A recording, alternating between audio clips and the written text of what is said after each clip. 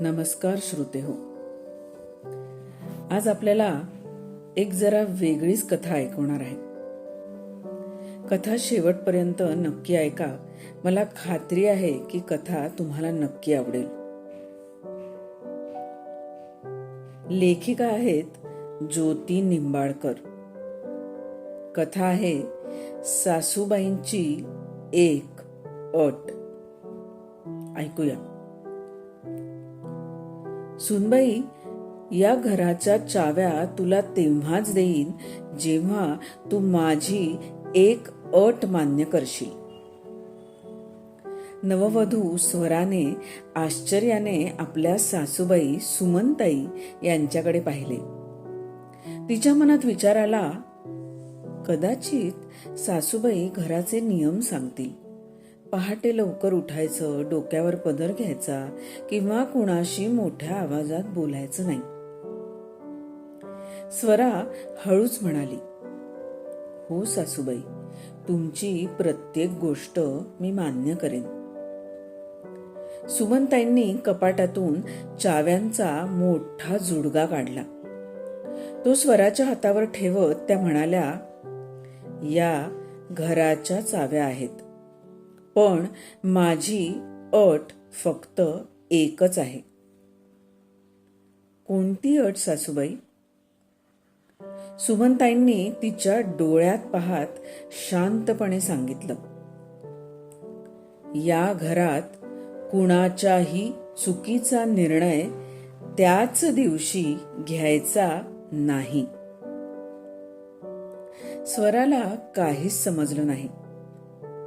म्हणजे? सुमनताई हसल्या. रागाच्या भरात माणूस चूक पाहत नाही, तो फक्त दोषी शोधतो. म्हणून या घरात 24 तासांचा नियम आहे. कितीही राग आला तरी निर्णय दुसऱ्या दिवशीच घ्यायचा.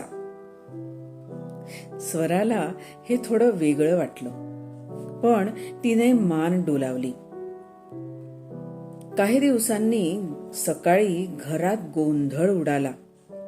सासऱ्यांच्या औषधाची काचेची बाटली खाली पडून फुटली होती. औषधं खूप महाग होती आणि त्याच दिवशी पुन्हा आणावी लागणार होती. सुमनताई काहीच बोलल्या नाहीत. घरकाम करणारी मावशी घाबरत म्हणाली, ताई, माझ्याकडून चूक झाली.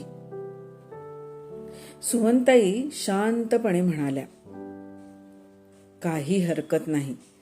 आज या विषयावर कुणीही काहीही बोलणार नाही. स्वरा आश्चर्यचकित झाली. तिला वाटलं, इतकी मोठी चूक तरीही राग नाही. दुसऱ्या दिवशी सुमनताईंनी त्या मावशीला बोलावलं. काल खूप घाबरली होतीस ना? मावशीच्या डोळ्यात पाणी आलं. हो ताई, रात्रभर झोप लागली नाही. सुमनताईंनी तिचा हात हातात घेतला. बघ, चुका 2 प्रकारच्या असतात. एक निष्काळजीपणामुळे आणि दुसरी माणूस असल्यामुळे. तू मुद्दाम केलं नव्हतंस. यापुढे फक्त काळजी घे. मावशी त्यांच्या पाया पडून रडू लागली. स्वरा हे सगळं शांतपणे पाहत होती. आठवड्याभराने स्वराकडूनही मोठी चूक झाली. घाईघाईत तिने सासऱ्यांची लोकरी शाल वॉशिंग मशीन मध्ये टाकली. शाल आकसली.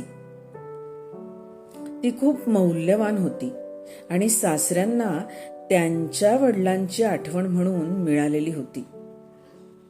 स्वराचे हात थरथर कापू लागले. आता तर सासूबाई खूप रागवतील.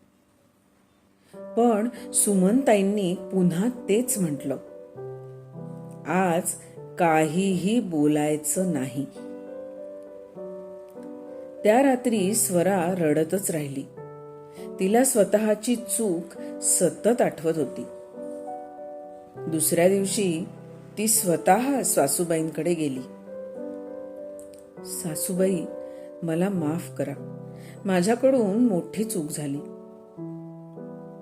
सुमनताईंनी तिला मिठी मारली. पाहिलंस ना, मी कालच तुला रागावले असते तर तुला फक्त माझा राग आठवला असता, पण एक रात्र विचार केल्यानंतर तुला स्वतःची चूक स्वतःच समजली. स्वराच्या डोळ्यात अश्रू आले. सुमनताई म्हणाल्या, भीती माणसाला थोड्या वेळासाठी बदलते, पण समज आयुष्यभरासाठी. काळ पुढे सरकत गेला. स्वरालाही या नियमांचं महत्व समजू लागलं. एक दिवस तिचा नवरा सौरभ ऑफिसमधून खूप चिडचिडलेल्या अवस्थेत घरी आला.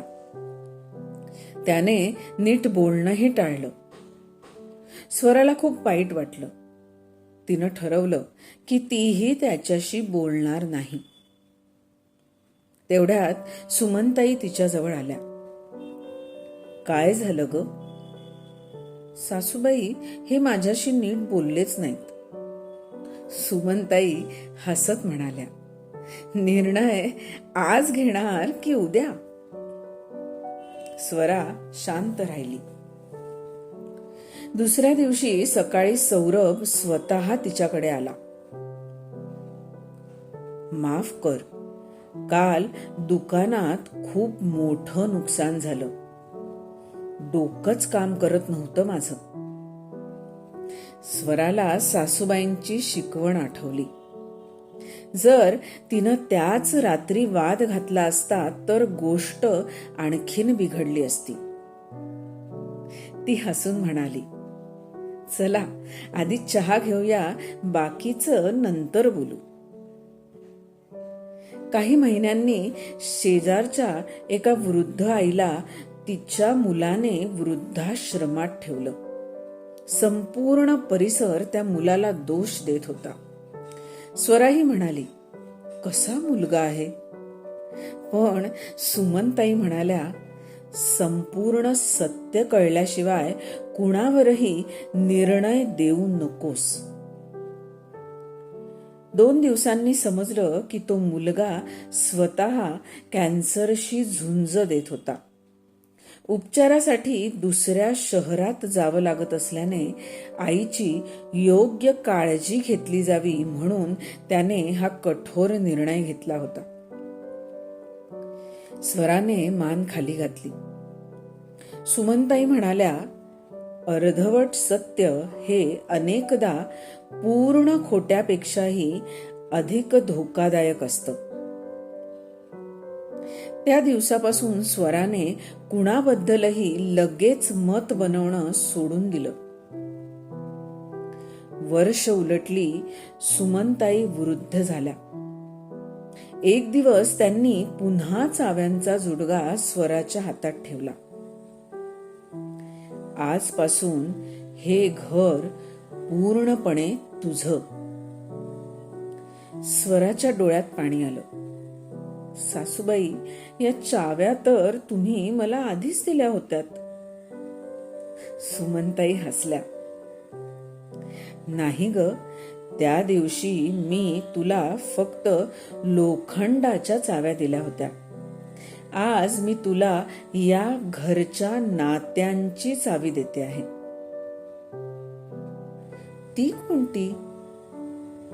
सुमनताई शांतपणे म्हणाल्या, ज्या घरात एकमेकांना समजून घेण्याआधी कोणीही निर्णय देत नाही, त्या घरात नाती कधीच म्हातारी होत नाहीत. काही वर्षांनी स्वरा स्वतः सासू झाली.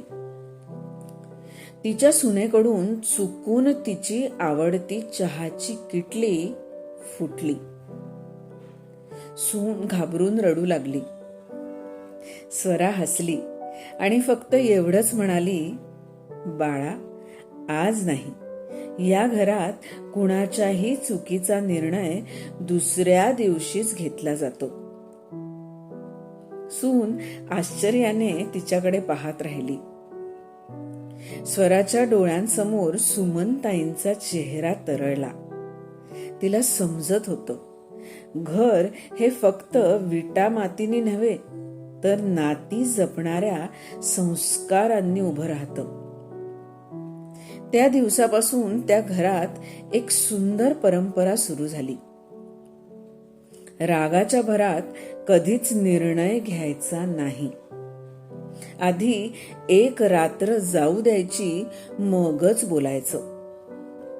आणि कदाचित म्हणूनच त्या घरात कधी कधी भांडी फुटायची, पण नाती कधीच तुटायची नाहीत. रसिक श्रोते हो, आहे की नाही अतिशय सुरेख कथा. कथा कशी वाटली, आवडली असेल तर आपला प्रतिसाद नक्कीच कमेंट बॉक्समध्ये नोंदवा. आणि अशाच मनाला भिडणाऱ्या मराठी कथांसाठी चॅनलला सबस्क्राईब करायला विसरू नका. भेटूया पुन्हा एकदा नवीन कथेसह. नमस्कार.